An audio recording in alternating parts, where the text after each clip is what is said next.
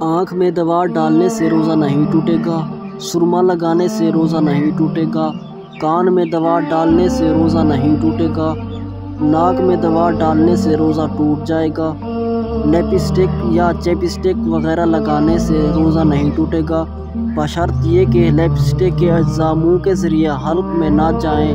Lipstick کا نہ لگانا بہتر ہے۔ اگر حلق کے نیچے جو بھی چیز پہنچ جائے تو روزہ ٹوٹ جائے گا۔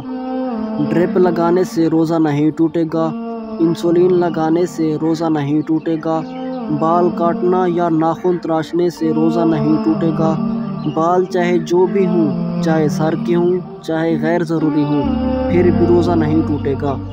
جسم یا سر پر تیل کی مالش سے روزہ نہیں ٹوٹے گا۔ احتلام ہو جانا جیسے نیند میں ہو جاتا ہے، روزہ نہیں ٹوٹے گا۔ اگر جان بوجھ کر کیا تو پھر روزہ ٹوٹ جائے گا۔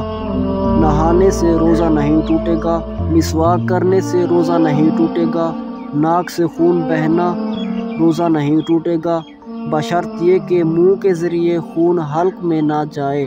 اگر حلق میں جائے تو پھر روزہ ٹوٹ جائے گا۔ خود بخود قے یعنی الٹی کا آ جانا روزہ نہیں ٹوٹے گا۔ اگر اپنے اختیار سے منہ بھر کے قے کر لی تو پھر روزہ ٹوٹ جائے گا۔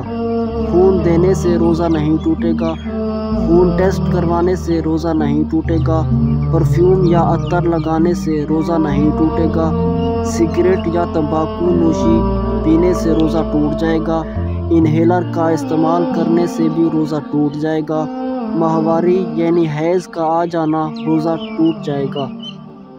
جزاک اللہ خیر۔